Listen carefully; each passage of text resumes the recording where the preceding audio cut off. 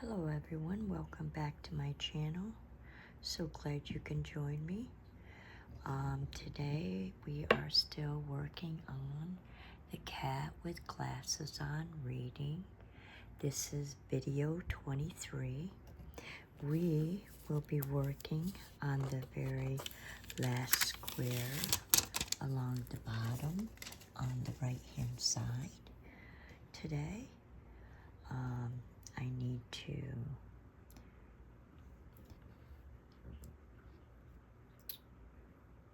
focus this in so you can see what we're doing.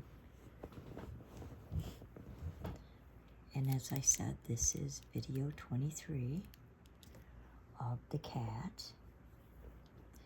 Okay, so the number 6 is what we're going to be doing first. All right. If this is your type of content that you enjoy, please give me a thumbs up. Do subscribe. It is free. Do the bell notification if you want to be notified when I release my video every day. If not, on the subscription, you can go sometime without even viewing and then look for which ones I've released under your subscriptions. I'm known to do that with some of my favorite channels because I don't always have time to view their content when they release it. And so I have to hunt it down because your feed does not always tell you if you don't view it right away. So it gives you a choice when you want to view it and how you want to view it on your time. And drop me a comment, drop me a hello. Just keep it respectful, please. I know some days, for some people, they seem to struggle with that. Just like I'm struggling with the drills right now. Because things they're not always as smooth as we would like them to be. And sometimes when people talk, they speak in haste without thinking about what they're saying first. So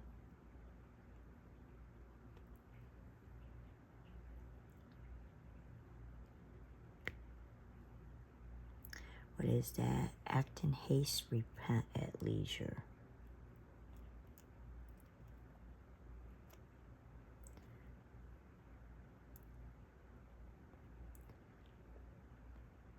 There are many, many 6s in here. So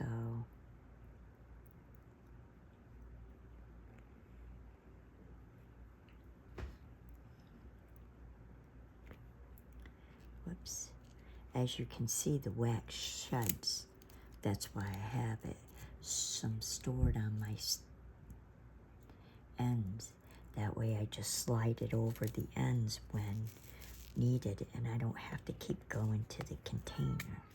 Saves me a little time and makes it a little easier for you, the viewer, because I don't have to spend my time constantly opening the container and adding some new.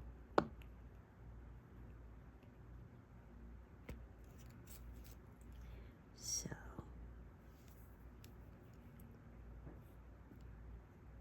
it's a win-win situation, you could say.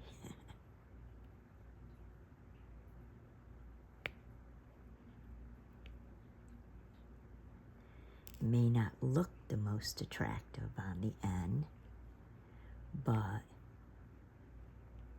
it, like I said, it's definitely a win-win situation.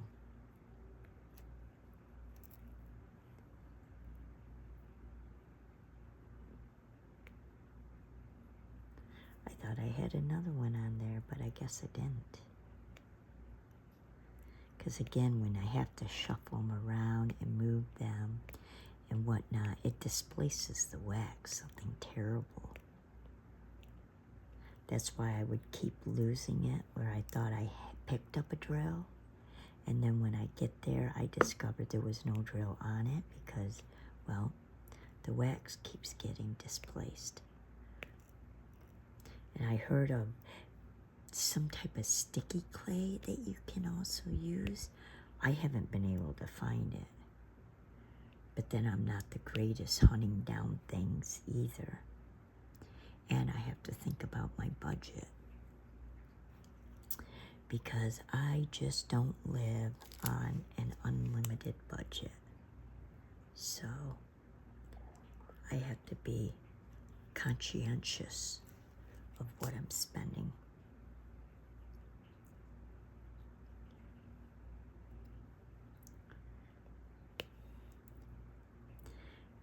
And as I said, I see this as an investment. I get to make YouTube videos. That gives me something to do. I can't even watch TV a lot of times without having something to do because I'm just that kind of person. I've always been very, my mind works a lot and I find it hard to relax. And so after I get done with the drill, the diamond art paintings, as I mentioned before, I also have an eBay store. I am going to put these on a framing, a lot like a canvas painting, and then I'm going to sell them on eBay. That way I can recoup a little bit of my money and still have something to do from my surgeries, because I'm not going to be able to get up and walk around and be active like I'm used to being. So this is just something to help with the boredom of setting. Okay, that does number 6. Let's see. How about the letter C? I see that we have a lot more in this area than we did before. So again, this just gives me something to do because I don't like to sit and do nothing. I'm even known to put puzzles together while watching TV.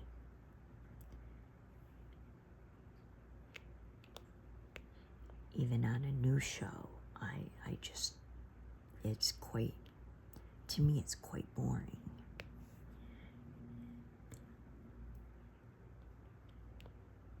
That's why I don't have cable.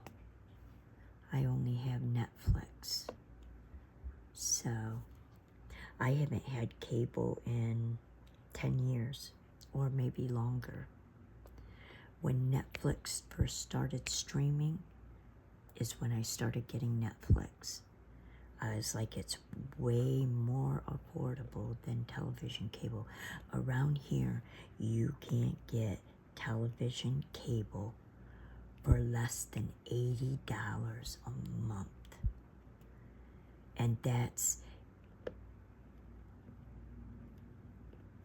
because every year, this cable company, and including the previous one before that, will raise their prices on you every single year, even though nothing's changed. And so what they do is they offer these great sign-on bonuses and costs when you first ever get them. And then all their old loyal customers, they just raise their rates to outrageous amounts to pay for all the new sign-ons, which I feel is unethical business practice. It's just unethical. They don't reward their old customers by giving just good service with a good price. They punish their faithful customers, and that's why I won't use them. They've done that practice since I can remember. So that's why I said when Netflix first came out and you could stream it, because I like the internet. I just keep internet, and I don't even use the company that offers television cable. I don't use their internet either. I get it through an independent company that does just internet. And I've used Netflix since then. So I've had it from the very beginning, and I like it. I like no commercials. I hate commercials. I mean, I really despise them. Even years before, when I did have cable, and I would shut it off during the summer because it was so expensive. I always muted the commercials, even with my children, and my kids were like, why are you doing that? I'm like, you don't need. They're like, but look. And I'm like, no, they're just trying to sell you garbage. That's all commercials are about, is to sell you, to sucker you in to buying things that you don't need. And I've just always muted commercials. I don't like them. They're loud. They're annoying. And most things I couldn't afford to buy anyway. So I've never had a need to watch all the commercialism. And I grew up where we had the great big antenna on the top of our house. We had black and white television, and we had channel 18 and 36 on a good day and night. And that was it. That was all the TV that we got. And it was that way until I was 16, and we moved back into the city from out in the country. And even then, we still had a black and white TV. My father would not buy a color television because they were expensive. And it was a small TV, like you're talking a 12-inch TV. So I grew up without the influence of constant television and constant commercialism.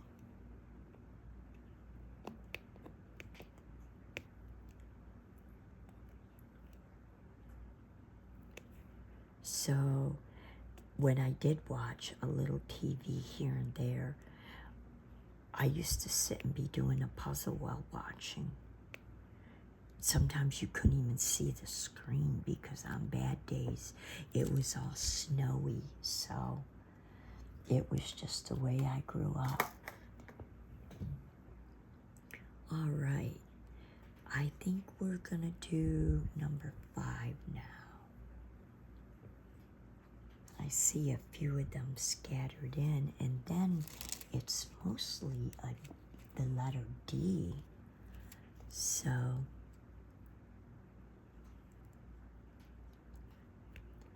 got some 5 scattered in.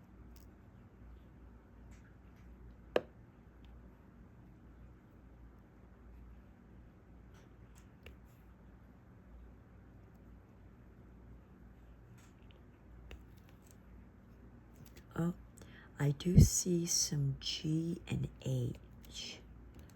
So I think we'll get that done. So let's go ahead and do G.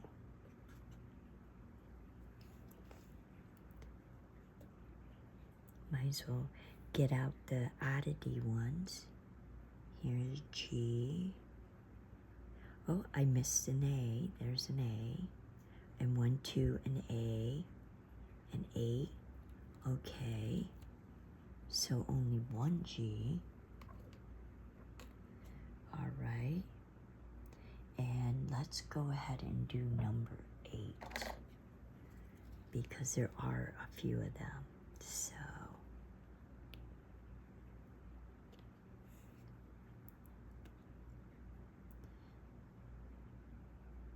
So yeah, you can tell I'm not a fan of our local cable company at all. And I think I even talked about this once before, while doing one of the first ones, because like I said, I was surprised when their representative came around and was trying to offer their sign-up rate. Yeah, I know about that sign-up rate. And I gave him a definite view of what I thought about their cost practices and how they, instead of offering a decent price to everyone, which would definitely keep customers more happy, in my opinion. Like, so I would rather charge, per se, $20 per each Diamond Dot picture I sold to keep everyone happy than if you bought more than one from me. Like, say you bought one, and then on the next one I charge you $25, and then on the next one I charge you $30, and then on the next one I charge you $40, but always just give the first one for $20, or say started it at $15 because you're a first-time customer. It just don't sound fair. Yeah, that's the problem. It's not a fair practice.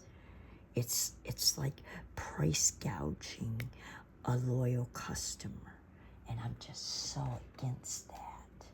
So against that.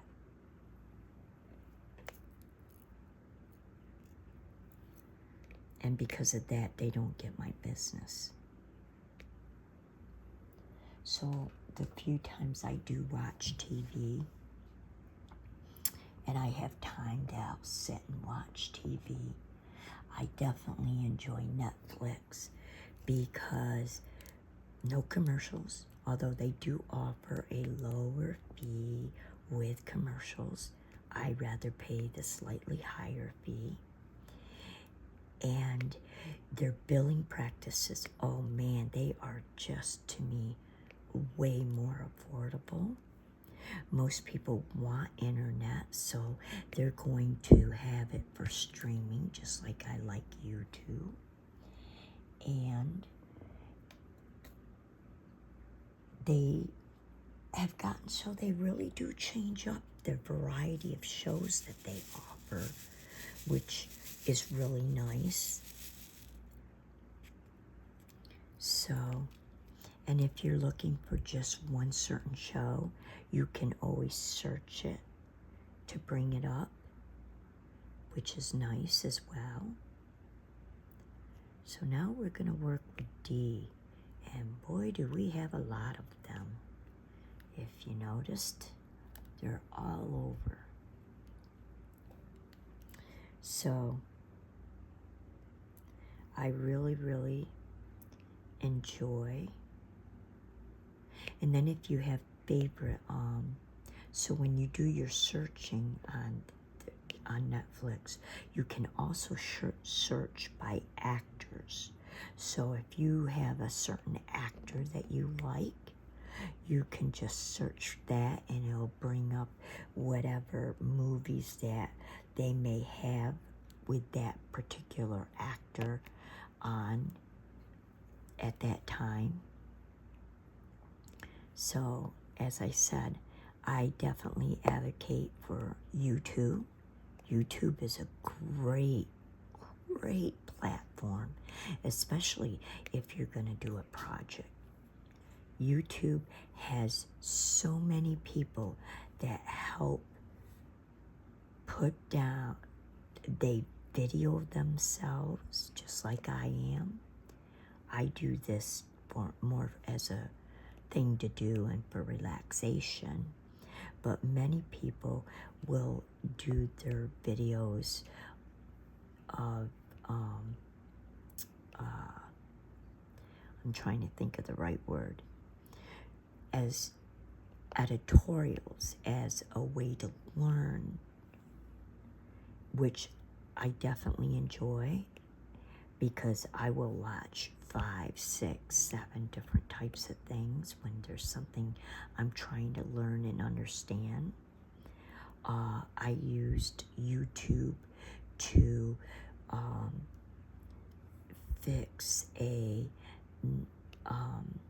1904 Singer treadle sewing machine. It was seized up. I unseized it. It also helped show me how to do the threading. There's just so many great things that YouTube has on it. I also own I ended up selling that treadle machine because of my knee. I couldn't use it, but I own a 1936 hand crank treadle Singer sewing machine. Most of my sewing is straight stitch only, so I don't have a need of all them fancy machines, and I adore it. I much rather hand crank and sew than I would have an electric one, because first of all, they're more powerful. Yep. I can sew through 6 layers of denim without it even hesitating. Don't have a problem at all. Can go through all kinds of denim and thick fabric. So it's awesome. And also, I don't have the runaway. Electric sewing machines, as soon as you try to compress for the power, it'll start running away on you, and it's hard to control. And that doesn't happen with the hand cranking.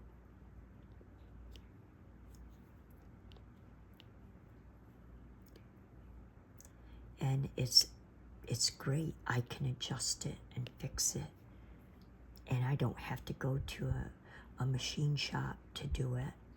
And all you have to do is keep them oiled, and I even have a carrying case. Is it a bit heavier? Yes, it is, but it's everything I need. Sometimes the oldest stuff and the most simplest things are the most easiest and the most viable and usable than the new stuff that they make, which is just so complicated, and if it breaks, you have to pay someone to fix it. And that's not the case with my 1936. It was considered a dressmaker's machine, and you can see the scarring in the paint on the neck where it was used for that, where people went around and made dresses and items for people. And I adore the machine. I absolutely adore it.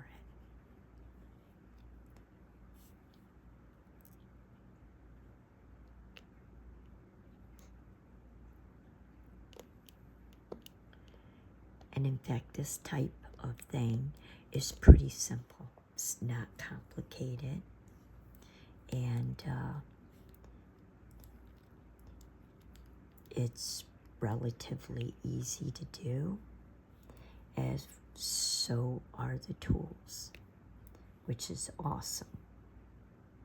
Look at that. We are getting to the end of video 23,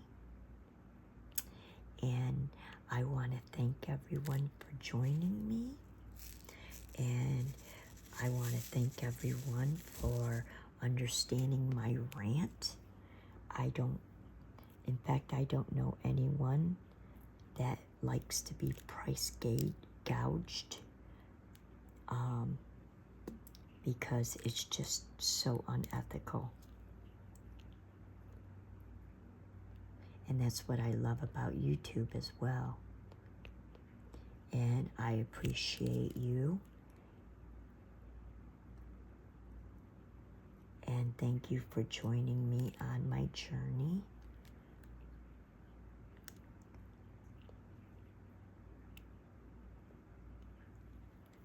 And I hope you have a great evening. And until next time, see you then.